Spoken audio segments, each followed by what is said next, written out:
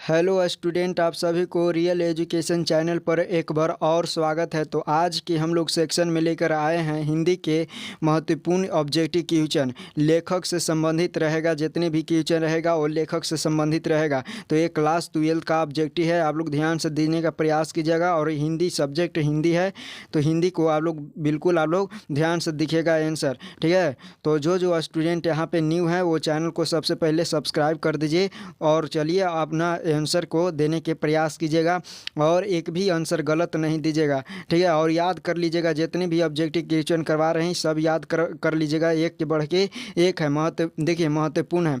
बालकृष्ण भट्ट का जन्म हुआ था, बताइए बालकृष्ण भट्ट का जन्म कब हुआ था। तो याद रखिएगा 23 जून 1844 ईस्वी को बालकृष्ण भट्ट का जन्म हुआ था। अगला क्वेश्चन कहता है बालकृष्ण भट्ट किस युग के निबंधकार थे। तो किस युग के निबंधकार थे, तो भारतेंदु युग के निबंधकार थे। बी ऑप्शन बिल्कुल राइट हो जाएगा, बी बिल्कुल राइट आंसर हो जाएगा, ठीक है। आगे आप लोग ध्यान से दीजिएगा आंसर। बालकृष्ण भट्ट ने कौन सा मासिक पत्रिका निकाला था। बालकृष्ण भट्ट ने कौन सा मासिक पत्रिका निकाला था, तो याद रखिएगा हिंदी प्रदीप नामक को मासिक पत्रिका निकाले थे। कौन, बालकृष्ण भट्ट। आगे आप लोग ध्यान से देता है बालकृष्ण भट्ट का निवास स्थान कौन सा है। बालकृष्ण भट्ट का निवास स्थान आप लोग सभी को याद रखना है, इलाहाबाद उत्तर प्रदेश में उनका निवास स्थान है। आगे पांचवा क्वेश्चन कहता है, पांचवा क्वेश्चन ये भी VVI क्वेश्चन है। तो यहाँ पे आर्ट और कन्वेंशन कहाँ के लोगों में सर्वाधिक प्रचलित है। तो याद रखिएगा यूरोप के लोगों में सर्वाधिक प्रचलित है। आगे आप लोग क्वेश्चन, छठा क्वेश्चन को आप लोग ध्यान से देखिएगा और आंसर दीजिएगा। छठा क्वेश्चन हमारा कहता है कि चंद्रधर शर्मा गुलेरी का जन्म कब हुआ। बताइए चंद्रधर शर्मा गुलेरी का जन्म कब हुआ। तो याद रखिएगा जो है 7 जुलाई 1883 ईस्वी में उनका जन्म हुआ था। 7 जुलाई 1883 ईस्वी में उनका जन्म हुआ था। याद रखिएगा यहाँ पे ऑप्शन सी बिल्कुल राइट आंसर हो जाएगा। आगे आप लोग देखिए उसने कहा था किस वर्ष प्रकाशित हुआ, यानी किस वर्ष ये रचना किए थे। जो है बालकृष्ण भट्ट उसने कहा था नामक कहानी जो है वो किस वर्ष प्रकाशित किए थे। तो याद रखिएगा 1915 ईस्वी में ये कहानी को प्रकाशित किए थे या रचना किए थे। उसने कहा था कहानी के कहानीकार कौन है। उसने कहा था कहानी के कहानीकार कौन है, तो चंद्रधर शर्मा गुलेरी बिल्कुल राइट आंसर, सी बिल्कुल राइट आंसर हो जाएगा, ठीक है। सी बिल्कुल राइट आंसर हो जाएगा, चंद्रधर शर्मा गुलेरी। अगला क्वेश्चन हमारा कहता है गुलेरी जी का जन्म हुआ था। बताइए जन्म कहाँ हुआ था, चंद्रधर शर्मा गुलेरी जी का जन्म कहाँ हुआ था। तो ये भी बिल्कुल महत्वपूर्ण क्वेश्चन है, ये भी आप लोग याद रखिएगा। जयपुर राजस्थान में उनका जन्म हुआ था। बी बिल्कुल राइट आंसर हो जाएगा, बी बिल्कुल राइट आंसर हो जाएगा। अगला 10वां क्वेश्चन कहता है कि 10वां क्वेश्चन उसने कहा था कहानी के किस शहर का चित्रण है। मैंने कहानी किस शहर में ये जो है कहानी का चित्रण करता है, ये कहानी किस शहर का चित्रण करता है। तो याद रखिएगा अमृत शहर का चित्रण करता है।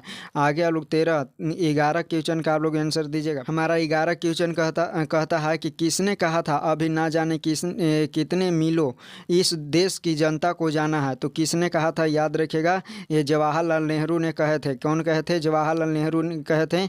ऑप्शन क्या हो जाएगा, सी बिल्कुल राइट आंसर हो जाएगा। आगे आप लोग आंसर देने का प्रयास कीजिएगा। अगला है कि जयप्रकाश जी का मार्क्सवादी कब बने थे, यानी जयप्रकाश नारायण जो है वो मार्क्सवादी कब बने थे। तो याद रखिएगा 1924 ईस्वी में मार्क्सवादी बने थे। जयप्रकाश नारायण 1924 ईस्वी में मार्क्सवादी बने थे। जयप्रकाश नारायण का जन्म कब हुआ था, तो ये भी आप लोग को महत्वपूर्ण क्वेश्चन है, यहाँ पे बिल्कुल ध्यान से आप लोग देखने का प्रयास कीजिएगा। तो जयप्रकाश नारायण का जन्म हुआ था 11 अक्टूबर 1902 ईस्वी में, बिल्कुल ये बिल्कुल राइट आंसर हो जाएगा। अगला क्वेश्चन हमारा कहता है कि जयप्रकाश नारायण की पत्नी का नाम क्या था। बताइए क्या नाम था। तो यहाँ पे तो इसका राइट आंसर क्या हो जाएगा, तो प्रभावती देवी, सी बिल्कुल राइट आंसर हो जाएगा। आप लोग ध्यान से दीजिएगा आंसर।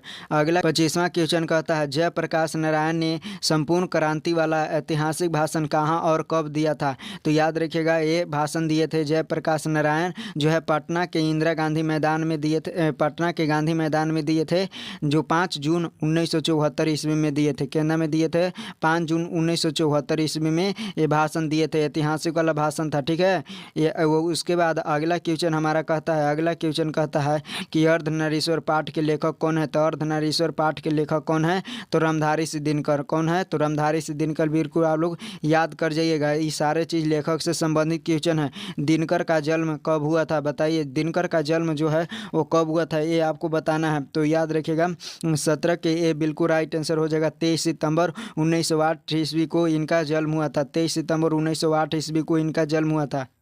अगला क्वेश्चन कहता है कि दिनकर जी की पहली कविता कब प्रकाशित हुई। तो दिनकर जी की पहली कविता कब प्रकाशित हुई थी, तो याद रखिएगा, ये भी बिल्कुल महत्वपूर्ण क्वेश्चन है। यहाँ पे जो हो जाएगा बी बिल्कुल राइट हो जाएगा। 1925 ईस्वी में दिनकर जी की पहली कविता कब प्रकाशित हुआ था, तो 1925 ईस्वी में बिल्कुल राइट आंसर हो जाएगा। अर्धनारीश्वर कल्पित रूप है तो किसका है, तो शंकर और पार्वती के, यानी शिव और पार्वती का बिल्कुल राइट आंसर हो जाएगा। 20वां क्वेश्चन कहता है कि कौन सी कृति रामधारी सिंह दिनकर की लिखी हुई है। तो याद रखिएगा शुद्ध कविता की खोज, ये रामधारी सिंह दिनकर जी लिखे हैं। शुद्ध कविता की खोज रामधारी सिंह दिनकर जी लिखे हैं। आगे है सच्चिदानंद हीरानंद वासन अगे, सच्चिदानंद हीरानंद वासन अगे द्वारा लिखी हुई कहानी कौन सी है। तो याद रखिएगा तिरिच है, या रोज है, या उसने कहा था, या सुखमय जीवन। तो रोज बिल्कुल राइट आंसर हो जाएगा, रोज। यानी इसका नायक कौन है, तो मालती है। ये भी आप लोग याद रखिएगा। आगे का मूलतः क्या है, आगे मूलतः क्या है, तो निबंधकार हैं, उपन्यासकार हैं, कहानीकार हैं, या व्यंग्यकार हैं। तो याद रखिएगा इसका राइट आंसर बिल्कुल क्या हो जाएगा। 22 के जो स्टूडेंट यहाँ पे सी देते हैं बिल्कुल राइट आंसर हो जाएगा, सी बिल्कुल राइट आंसर हो जाएगा। आप लोग बिल्कुल ध्यान से आप लोग देखिएगा, कहानीकार हैं सच्चिदानंद हीरानंद वासन अगे, कहानीकार है। जो है अगे जी ने इंटर कहाँ से किया था, अगे जी ने कहाँ से इंटर किए थे, तो ये भी बिल्कुल महत्वपूर्ण क्वेश्चन है। तो ये किए थे कहाँ पे, तो मद्रास की हिरचंद कॉलेज से, मद्रास की हिरचंद कॉलेज से ये किए थे। कौन चीज, तो अगे जी के इंटर पास किए थे। उसके बाद है अगे की पहली कहानी कब प्रकाशित हुई। अगे जी का पहली कहानी जो है वो कब प्रकाशित होता है, तो याद रखिएगा ये बिल्कुल 1924 ईस्वी में उनका पहली कविता यानी कहानी जो है प्रकाशित होता है। आगे आप लोग के ध्यान से देखिएगा, महेश्वर जो है, महेश्वर की पत्नी का नाम क्या था, महेश्वर की पत्नी का नाम था मालती। क्या था ना, मालती नाम था। यहाँ पे बिल्कुल राइट आंसर क्या हो जाएगा, तो ये बिल्कुल राइट आंसर हो जाएगा, मालती बिल्कुल राइट आंसर हो जाएगा। आगे आप लोग ध्यान से आंसर देने का प्रयास कीजिएगा। आगे आप लोग ध्यान से आप लोग आंसर दिखिएगा।